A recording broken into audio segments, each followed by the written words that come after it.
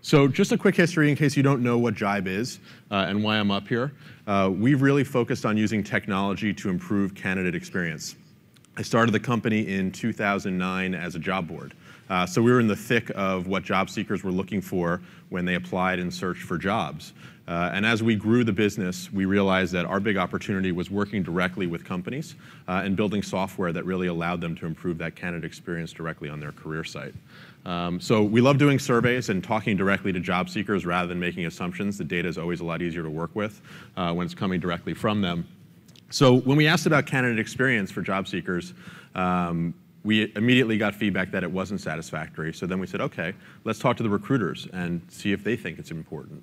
And when we actually talked to recruiters and asked them how important candidate experience was, 80% of them says it was, and 44% said they're still struggling to improve it. So there's a lot of chatter about candidate experience, as we know, but there's still a lot of struggle around it. So in terms of employer brand, which is another hot topic, 86% of the companies and recruiters we spoke with said their candidate experience actually negatively impacts their employer brand. I was just really impressed by the number of recruiters that really felt that it had a negative impact. So obviously it's a hot button topic that needs to be addressed, and 42% say it's an obstacle. So when we take a step back, we think it's one simple principle that we like to look at, which is about the people and not the process. And I think we've lost sight of that with a lot of technology that's come out to automate things and make things move faster, that we have to realize we're all dealing with people. And that was really the idea behind candidate experience and bringing this panel together, is instead of taking these flows and bland workflows and turning them into something that's a little bit more hospitable, but understanding why we do that and what goals we're trying to accomplish. We're able to put together an awesome panel from different companies and different industries. So joined with Madeline Laurano, recently joined Brandon Hall Group as their principal analyst. Heather Tinguely from Microsoft, who's their senior program manager of candidate experience. And Trotto, executive director of global talent acquisition from BMS, Bristol-Myers Squibb. So really happy to have them and would love them to join me on stage.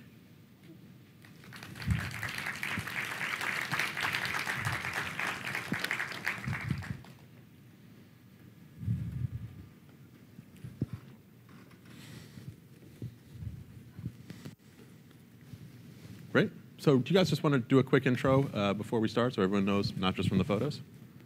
Start with Madeline. So my name is Madeline Laurano, and I'm the VP and Principal Analyst with the Brandon Hall Group.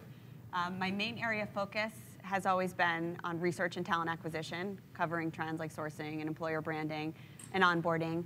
But I also do a lot of work in employee engagement and contingent workforce management. I'm Trotto. I'm from Bristol-Myers Squibb. I lead our talent acquisition function globally. I've been with BMS for 10 years. The majority of my time has actually been as an HR business partner. So I moved into this role about 18 months ago when we centralized the function, and we've been looking at candidate experience as part of how we look to evolve talent acquisition and the work we need to do. I'm Heather Tinguely. I'm a senior program manager for Microsoft, and I actually sit in a group called the Global Talent Labs Group, which is one of the centralized staffing organizations within Microsoft. And for the last 9 months or so, I've been almost exclusively focused on the candidate experience, kind of the Uber end-to-end experience that we're providing at Microsoft and trying to improve that. Great, thank you. So I'd love to start with Madeline. It's clear you've done a lot of research, and I'm curious what things you found in terms of candidate experience. Yeah, it's interesting because if you think about 10 years ago, anyone that's a talent acquisition professional can probably relate to this. We weren't talking about the candidate experience. Maybe it's something we were thinking about or starting to talk about, but it's not something that was a priority. And when we've done research this year at Brandon Hall Group, we found that 50% of companies identify the candidate experience as their top priority. So that's quite a shift. But I think what's interesting is that a lot of companies are still very immature with that.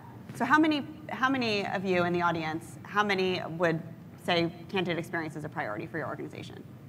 So very many. And now let me ask you, how many of you actually measure that? You have a systematic approach to actually measuring that. So very few. And that's similar to the research that we found too. We found that 25% of companies are polling candidates after they've anyone that's submitted an application 15% are polling candidates that actually become new hires, but 50% of companies actually don't measure it at all. So I think it's a priority, but there's also room for improvement. Absolutely. So Heather and Semi, would you mind sharing some of what you've accomplished with the candidate experience in your organizations? Sure. So one of the things I would say as a start is we are very early on in this journey. So we were a decentralized function, which meant talent acquisition was operating differently in different parts of our organization across different geographies. As we started to pull together and really tried to think about how can we make sure that talent acquisition is really driving strategic impact for our business and delivery of our company objectives and mission, we started to pay a lot more attention to candidate experience and just how we're fundamentally delivering the business of talent acquisition. So some of the things that we've started to do are to gather baseline metrics. How are we actually understanding how candidates are coming into our funnel, moving through, why are they selecting in or selecting out? So we don't gather a ton, but we've started to gather some metrics consistently and then trying to share that to create broader awareness and understanding. We've also tried to look across the talent management value chain to think about how do we make candidate experience something that's relevant for our company and not just relevant for talent acquisition. Because when we talk about candidate experience, we heard it earlier today, when you think holistically about that, it starts from a passive candidate or even an active candidate, all the way through to when somebody's walked in your door and you're onboarding them. So that means you're engaging from a functional perspective, not just talent acquisition, but talent management, learning and development. And so how are you working across those functions to deliver a full-on candidate experience? So we've taken some steps internally to start to integrate and work across those units, which I think has started to have impact as we look at the feedback we're getting from our surveys, as well as the quality of candidates that we're seeing. That's great. And just a quick follow-up question. You said whether a candidate selects in or selects out. What do you consider a select in? Is that an apply? Is that an acceptance of an offer of employment? So when we look at select in, we look at candidates that we invite to come in and interview who do, and when we look at select out, it's candidates who may come, who either we invite in and choose not to, or start our process and then select out after coming in for a first round interview where it wasn't our choice to end the process with them. Got it. So it's almost like an NPS score where you're seeing people who said, no, I'm not going to continue. Exactly. Oh, that's really interesting. What about you, Heather? Yeah, I think our journey is fairly similar to what you described. We've traditionally had more of a decentralized model where every division at Microsoft acts as its own business unit. I've actually talked to a lot of vendors today that say, yeah, I worked with so-and-so from this division or so-and-so from this division, and it's representative of how we've operated up to this point. I think there's some benefits that have come from that. I think those benefits are that our teams have a lot of flexibility to try new, innovative, things on a micro level. I think where we are now on our journey is just trying to bubble up some of those learnings that these teams have, found through their own innovation efforts and through trying new things, and trying to scale them, on a global level. But very similar to what you were saying, we've been in a process where we've actually put together end-to-end journey maps. So really understanding from perception all the way through to onboarding what that experience looks like. When you understand all the people that they touch, all the processes that they touch, and all the systems and tools, all of those touch points together, you can take that map and then start saying to yourself, where are we listening? Like, what feedback are we gathering?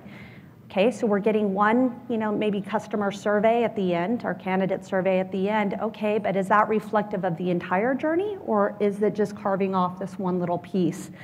And so once we had that visual in place, it became much easier for us to start communicating and kind of speaking the same language with our business teams and with the staffing teams in order to get buy-in, to do some of this work.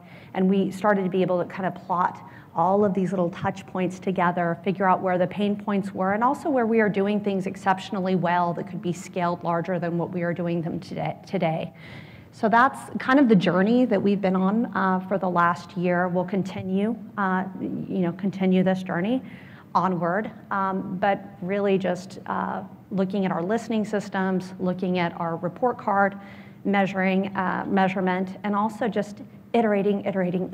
Like, you never stop. Like even when your metrics get to a certain point, just realizing that the environment around you is constantly changing and that you've got to adapt to it. Yeah. So that's where we're at today. Yeah. So Heather, I think that brings up a really interesting question, and it's about internal buy-in. If you're constantly iterating and changing, is it challenging first to get internal buy-in to even attack candidate experience? And then as a follow-on, is it challenging to get that continued support because it's not an exact science? Yeah, I mean, I think when you say candidate experience, I don't think there's anyone on the planet that would say, that's not important. Like, what are you talking about? Like, I don't want to support that. I think it's when you start to ask, the what and the how kind of questions, like how are we going to get there? What are we measuring? What's important? Why does it matter? That's when everybody like starts to split off and say, wait a second, we're doing things well. Like, why are you pointing at me? Why are you telling me to change, things? So everybody kind of differs when you come down to the solution. And so I think that's where, I've struggled with some of the buy-in because I think I come from a recruitment background. We all take pride in our work. I think that's very personal to us, the service levels that we're providing to candidates. And telling a recruiter that something's wrong is like insulting their mother. Nobody wants to hear that. And so that's where we've had to kind of massage the messaging a little bit and really bubble it up to business results. Something that Simi said earlier really resonated with me, and that is when you look at the candidate, especially in our ecosystem, these are not just candidates. Like if we do not hire these people, they're gonna leave Microsoft and they're gonna work for a partner, probably with Microsoft technology. They may even be in an IT role where they're making purchasing decisions, and at the very least, they're gonna be potential customers of ours, just in the individual space. So do we want to be pissing these people off? Probably not, And so there are some very basic things that we can do to show the business this is why you want to invest. Because if we upset these people, 30% of them are probably never going to buy another product from us again. That's enough to get it to resonate. Yeah, that's definitely actionable. So are you having similar? We do. I would say it is similar in that in theory, in practical theory, people can wrap their head around the need to have a really good candidate experience, having been candidates at some point in their career themselves. It's when you get to the exactly what does that mean, and then how do you execute that? So I think what's become important to us is to really prioritize and focus, because in a world where people are getting pulled in many directions, where in many cases the organizations you may be working in are transforming, and you're trying to do all this at the same time, to get people's attention and to keep it is important. So we've tried to really be focused on a couple of critical things. In terms of how we're engaging, we think about recruiter capability absolutely as part of that, and trying to make sure that we're equipping them to understand their role. We look at partner alignment and technology as pieces of that. So that's great. That makes a lot of sense, and this is really for everyone now. Candidate experience to me is so important, but it's one of those terms that almost feels squishy, and it's hard to quantify. So I'd love to hear about either you personally, your organization, what you're doing to baseline and measure performance, so you can actually track it quarter to quarter, or year over year, and what you've seen in the marketplace, Madeline. Yeah, so I think I agree with that. I mean, I think even if you think back 5 years when we first started talking about candidate experience and every organization was starting to create some momentum around it, it still felt fluffy. Like, what exactly is this? What does it mean? Is it really a priority? But now I think that's really changed. I think it absolutely is a strategic priority. I think there's a couple different reasons why that's true. I think one is, I don't know if Jerry Crispin's in the room. I know he's here at the conference. But he's certainly done a great job with the candies and kind of bringing awareness to the candidate experience. Other companies have too. I think the second reason is, to your point, Semi, is that as companies prioritize the customer experience and change their views about that, the candidate experience is a part of that. Candidates are your customers. This is a priority. It's going to drive business outcomes. And organizations are really starting to make that connection. Not only do we need to think about our customer experience, but we need to apply that same rigor to the candidate experience. And that's really been a shift. And then finally, the technology. We're starting to see technology providers come out in the market with very innovative and effective solutions that improve the candidate experience, and there are results, their customers are seeing results from that, and it's a big shift from when you think about how companies were recruiting with technology before, with an ATS or a job board.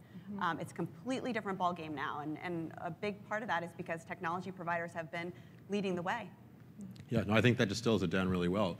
Have you guys seen, though, actual performance measurements that you've been able to report back and see improvement, or at least know where you want to target the measurements? As a basic start, we started with kind of process and with actually specific campaigns. So for example, when we built our new site down in Tampa, we built a branding campaign around that because we started with no one and we had to build a site that went live last year. So we did look at that and measure how did the channels deliver candidates, what was their experience. We went down and did focus groups to actually talk. The site's not been open enough that we can do quality of hire as a tag onto that, but that's part of the plan. So we are trying to get some, again, it's not tons of metrics, but I think that's okay to build the business case for why it's important. We started too with people understand, our hiring managers and our business understands that the war for talent is fierce. And if we want to differentiate ourselves, it doesn't mean just differentiating ourselves from our competitors. It's differentiating ourselves in our candidates' minds from our competitors and why they want to choose here. What's different about us and how will we attract them in? So they can get there, showing them a couple of key pieces of feedback around both where things go well and what that's led to, and where it hasn't, and having them to reflect on that when someone self-selects out of a process can be really impactful. So I don't think it takes a lot, it takes the right couple of things. That's great. And in those focus groups, is there any data you're able to share, any aha moments that you saw when you were doing them? Oh, good question. No, not right this second. Thanks for putting me on the spot, though. Yeah. Really appreciate that. Was that not pre-planned. So no, because honestly, we've just done the survey. I haven't seen the roll-ups yet for Tampa. Yeah, no, we do focus groups all the time too, and it's funny, how excited people get about some things you would never anticipate. Yeah. Although, no, the one thing I can tell you, because this did get fed up, I haven't seen the full-on roll-up yet, but the one comment that did come to me was our Tampa site, the facility itself, is set up very differently than some of our other more traditional BMS sites. And we did that purposefully to create a different experience there as part of our candidate experience. And it's actually received really good feedback. We won an award for the space. So that was one of the very positive things that came through the focus group, where we didn't expect people to, we needed to have a baseline of what it looks like, but we didn't expect it to resonate or have such an impact on how people perceived coming to work there. Oh, that's really cool. Heather, what about you? Have you been able to establish some baselines and get some measured results of improvement? Yeah, like I said, we've had more or less a decentralized approach, but the one consistent thing that we've had is something called the Candidate Sat Survey. Many of you may have something similar. So we have years and years of data. But one interesting, thing that I ran into is that our survey basically has this number from 1 to 10, and candidates rank us, right? We've held that up as the holy grail. Are we going up or are we going down based on, the number that we think is the right number? When I started digging into the data, what I found is that we actually asked them 3 additional questions that are free text form in the form of comments. And those questions were things like, what could we have done better? How did we do? How do we compare maybe to other competitors? And we probably hadn't done the best job of taking that information and really bubbling it up in a way that would be useful. So, what I found is that many people giving us 8 or 9s, which is the higher end of the scale. When I started reading the comments, I would come to something and I'd be furious. I'm like, that's not an 8 or a 9, that's like a 1 or a 2, because I get really defensive over the candidate experience. And so, just putting some kind of rigor and structure around those comments to make it more scientific for people and less anecdotal really helped me, push some of those actions, through the line. And I think one just to answer the earlier question that you had, Joe, one of the aha moments for me, this isn't a huge thing, but it's interesting because once you start listening, not only through surveys, but through focus groups and just grab a hold of those new hires that have just landed in your company and just start talking to them. One of our one of our groups within Microsoft had tried something new with the name tags that candidates would get when they interviewed. They just color-coded them. And what they asked some groups to do seems pretty obvious, but they said, if you see somebody with, let's say, a yellow tag, introduce yourself, say hi, wish them luck. I mean, again, very obvious. We heard from candidate after candidate that was what I would call a moment of truth for them. It wasn't changing, our scheduling. It wasn't doing these monumental things. It was just saying hi to candidates when they came in and wishing them luck. Because that just instant for that candidate was a moment of truth saying, I belong here, I like this place. It feels like home. And so I think it's those kind of anecdotal things that you get that can be transferred into very actionable things that your recruiters can grab a hold of that will really transform the experience. That's really cool. Yeah. That's great. So I think that one of the things that's encouraged everyone to talk about candidate experience is how much technology has evolved in the past 3 to 5 years. So I'd love to just hear what you think, at least from a technology standpoint, has really helped improve candidate experience and even has been a forcing function to get organizations to really start thinking about it. We asked companies this in a survey that I've done recently, and they said the top 3 areas were talent communities, mobile, and social. And I think that's probably very true. I think we can all kind of relate to that. Mobile and social is something that we're used to using in our day-to-day lives, and we would expect that from our workplace now. I think that's familiar to everyone. And talent communities is certainly something that's gaining a lot of momentum as a way to engage with candidates, provide that constant communication that everyone's been talking about, and to really put a practice around that. But my advice also is it doesn't have to just be a couple things. I think all of the technology you use should be able to improve the candidate experience. It doesn't have to be your ATS and some job boards are bad for the candidate, but we've got some cool talent communities and some cool mobile tools that are good. It should be a consistent theme throughout all the technology that you're using, that it improves the candidate experience, provides the communication that we're talking about, and also creates that relationship. That's right. What have you guys seen technology-wise that's really impacted candidate experience? I don't think I would have called out, honestly, anything different. And what I would say is we weren't leaders in the space, but what the changing technology, in particular for mobile and for social did, is it helped give us the kind of business case, the data for the business case to get some additional kind of resourcing and focus. So we're just putting in a role, for example, focused on specifically employer branding, which is driving the work around mapping our candidate journey. And a lot of that was taking forward data that we saw around how were candidates coming into our desktop, BMS site, and we were seeing 4 times more traffic coming in through mobile onto our career page versus our regular BMS site. So also understanding the differences across kind of how BMS was experienced and how people were coming in. Same thing with social media. As a pharmaceutical company, we were pretty conservative in wanting to go social. And we've really worked hard with our legal and compliance partners to get to a place where there's a lot more openness now, and we do a lot through pilots. But those are exactly the places that have really impacted us the most. Yeah, that makes sense. I think the way that I look at it, I think both of you hit the nail on the head in regards to things that could be leveraged to improve the candidate experience. But when I kind of take a kind of a big picture view to what's happened over the last 5+ years, you've seen a shift, to aggregators for one, making it extremely easy for candidates to apply to positions, sometimes dozens of positions with one click. You've seen the proliferation of mobile, which allows candidates to take their phone with them and apply, at least if you're on the Microsoft site, thanks to Jibe, to apply in an easy way. But I think the downside of that is that it's really put our pipelines out of whack.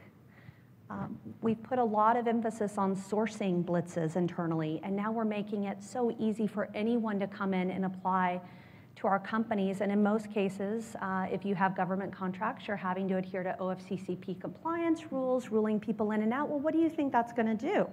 What it's going to do is put a significant amount of weight on recruiters who are literally acting as agents to rule people in and out all day, and it's taking them away from those activities that could truly delight candidates, taking them away from that communication that they can have with candidates that could really give them that good experience.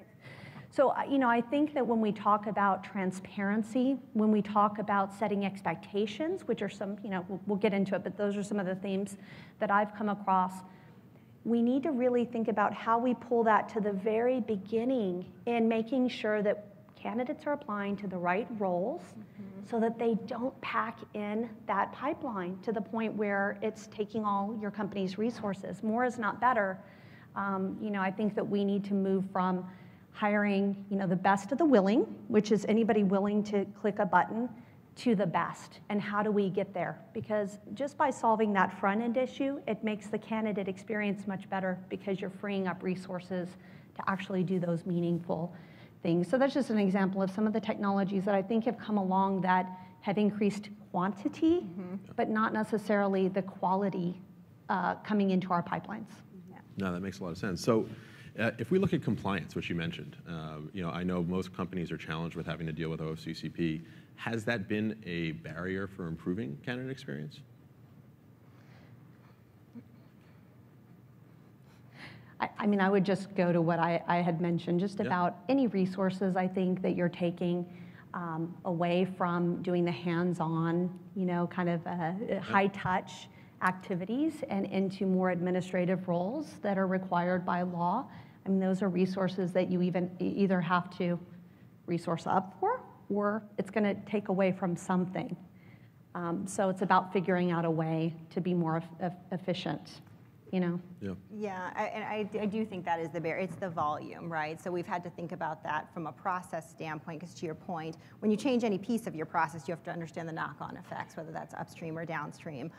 And for us, we leverage an RPO, so that was when we sat down to map out our process. And we had some insight that some of the things that we were doing differently was driving a lot at the top, but not necessarily what we needed at the bottom. So we've put a lot of time and effort into trying to sort through that. It's not perfect. But it is about balancing resources. So I don't know that it's been a challenge from a OFCCP. It puts work into the system that you need to sort through. Sure. So it sounds a little bit more like friction than a real barrier. And it's not an excuse, right? I mean, you can always put different resources in different places, but it's about asking those big questions of why are we where we're at, and how can we do things differently to improve that process down the line, because there are more people coming into our pipelines now than there were 5 years ago. And the expectation of candidates is that you're going to make it easier, for them to apply. And we're certainly not going to make it more difficult, for them to apply, because we don't want them to. So, just acknowledge the reality and come up with a plan around that. Yeah, that's great. So I know we talked about some measurements, and you talked about focus groups and opting in and opting out. Are there tools? Are you guys using Excel? Is it email? Is there a magic bullet that you found to actually measure and communicate some of the results of candidate experience internally? I don't know that there's a magic bullet. If you have one, share it. But I think for us, some of it's done in Excel. Still. We use automated surveys. we use surveys that aren't done in Excel and try and pull back data. We've worked really hard internally over the last 18 months through different iterations of how to present data out. I know when I first came into role, we presented talent acquisition data out about lots of things, and it came in the form of a 300-line Excel spreadsheet that was going out to our which was just ludicrous, that nobody read, right? But nobody bothered to say. So we worked with both our business leaders as well as our HR leaders to get feedback on what are they using, and we've tested different things. But no, it's not a silver bullet. I wish it were. So it just sounds like it's tracking and reporting, and whether it's an Excel or email, it's just it is, and we use. A lot of with the technologies we have. Many of them have an analytic component that will generate some of that for you. So we do try and use that. Where we've struggled in those cases up to this point is really trying to rationalize the different sources and make sure that we're clear on what those numbers represent, so that we can tell a holistic story. Because we've found that what we at least had up to this point captures pieces, and it doesn't always capture the same pieces. So there's still a lot of work for us to get the numbers to a point where we feel confident, we have the right level of confidence in what we're presenting out, that it's truly representing what we're saying. But we get it from a number of sources and then do a lot of work to get it to where it needs to be to show.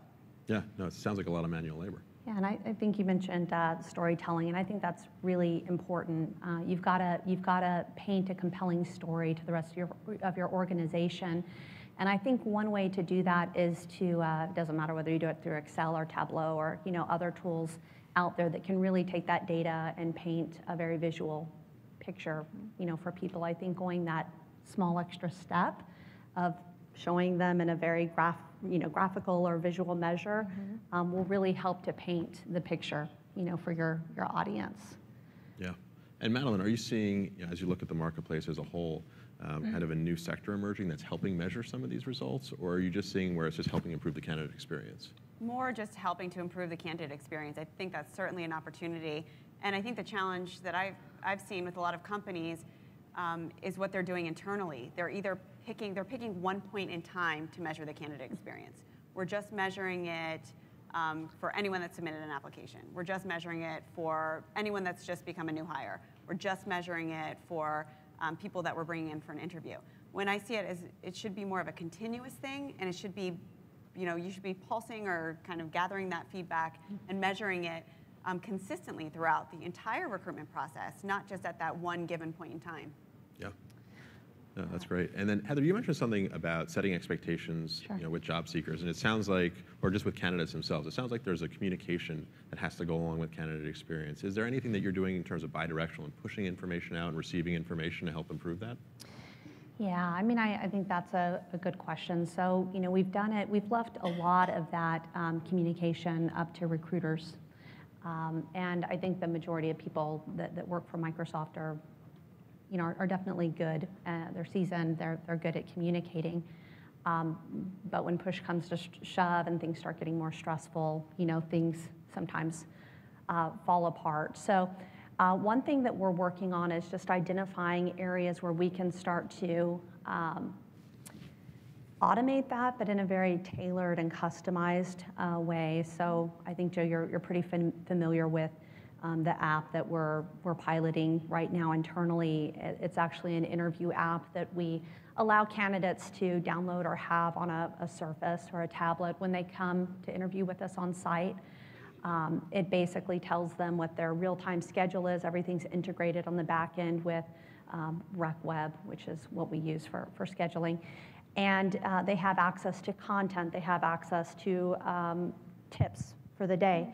They will soon have access to the entire end-to-end dashboard from this app to tell them where they are on their journey, what they can expect, what the timelines look like, who they're interviewing with, who their LinkedIn profiles pulled into the app of everybody that they'll be touching.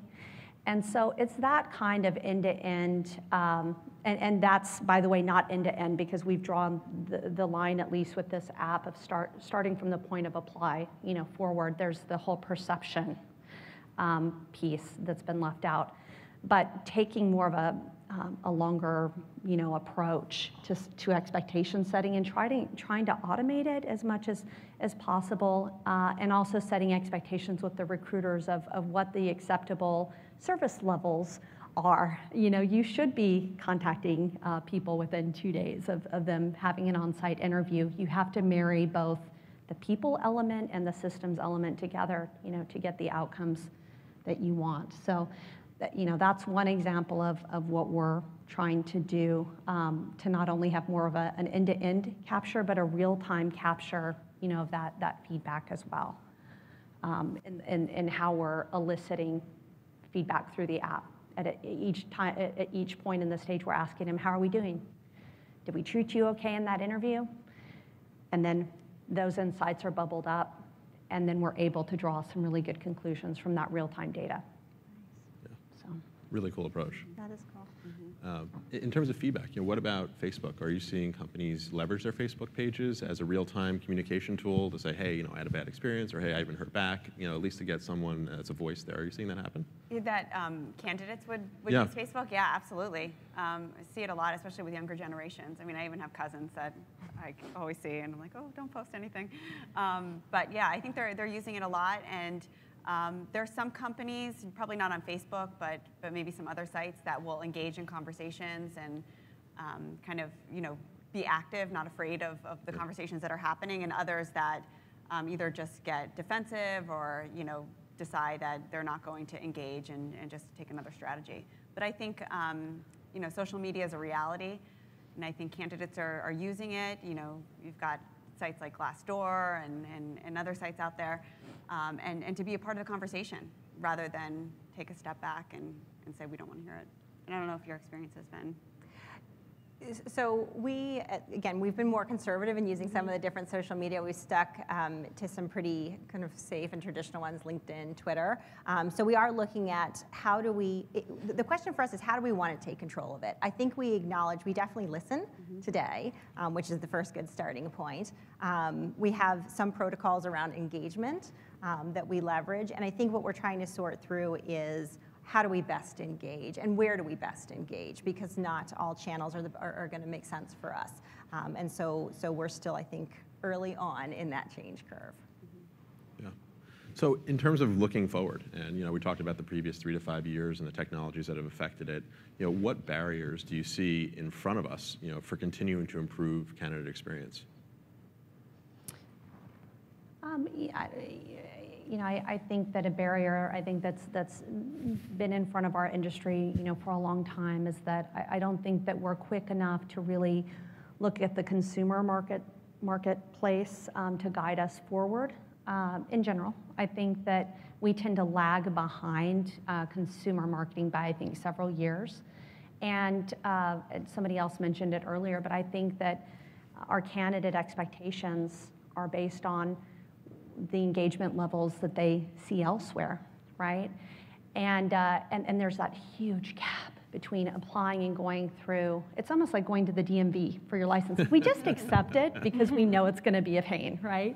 But I think that the candidates are getting to the point, especially in very competitive markets, where they're like, you know what, I don't have to accept that.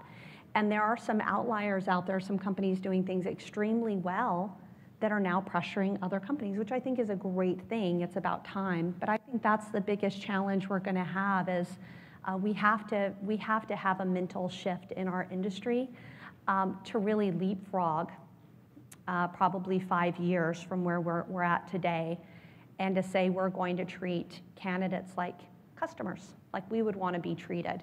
And it sounds so simple, but it's hard because I think we live in a universe where people want what we have. And we're so used to seeing a line out the door of people that are just like, give me a job, I really love your company, please let me work for you. And it's hard. You have to make that shift, like they're your customer. So I think it's a mental barrier. That it was almost a cultural shift too, where before it was about screening the line, and now it's about making sure the line is with the right people in it. Absolutely. I mean, I think that as I mentioned before, it's about setting expectation, making sure you're aligning people with the right types of jobs, increasing the quality of your pipeline, so that you can then have, I'm going to say VIP pipeline, but I don't mean it in like a club kind of way, so that you have the right people in that line and you can give them the right level of touch. Because it's those candidates that are going to decide whether they want to join your company or not based on the candidate experience that they've received. People with less options tend to be a little bit more flexible, right? So it's just, and those are the people you want. You want the people that are going to be a little bit more choosy. Yeah, and Semi, what about you? Do you see some barriers coming up in the next 5 years to help you really evolve candidate experience? So I think, in addition to what Heather said, the other things that I would call out are, the technology is moving fast. There's lots of technology to help enable this. It moves fast, and so how can we make sure that we're choosing the right technologies today to serve us for tomorrow? Or what are the things that we need to think about in terms of setting the expectations in our company of how we'll be able to move with technology? Because for us, that's a major investment. It's not easy to turn on a dime. And so how do we either change that or make sure that we're investing in a technology that will be there for longer term? So understanding that well and how it fits in overall, so that you can look at your technologies holistically. That's the other thing. We have a lot of tools, a lot of stuff, but how have we really harmonized how they all come together to be able to optimize their usage and our investment? And then the other piece I would put along with that is recruiter capability. So they have a lot of pieces that they need to manage. Their roles are evolving as we evolve the candidate experience, what we want them to do. And so how are we better equipping them to be able to meet those expectations, and how are we thinking differently about what a recruiter is? Oh, yeah, that's great. Good point. So I guess last question here. It sounds like, from what you guys were saying, that recruiting is starting to tilt towards more like consumer marketing. And if we can think that way and treat job seekers like customers or candidates like customers, we'll be better off. So are you seeing the marketplace adjust to that need? I think they're accepting the idea of that shift that needs to happen, and it makes sense. It's very logical. I think one of the biggest challenges I see is that companies aren't necessarily honest with themselves about what the true candidate experience is, and not willing to be honest. So the shift needs to happen. They need to think about this as a customer experience.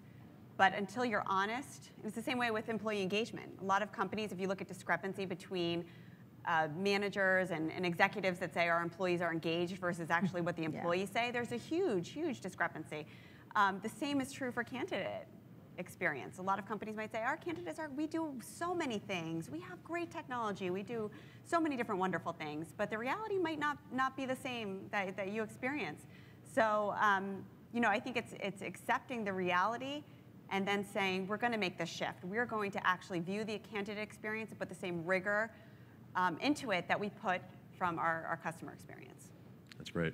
Well, listen, we're coming up at the end of our time, so I just want to thank all of our panelists, so Madeline, Semi, and Heather. Thank you so much. Thanks, Joe. Thanks. Thank you.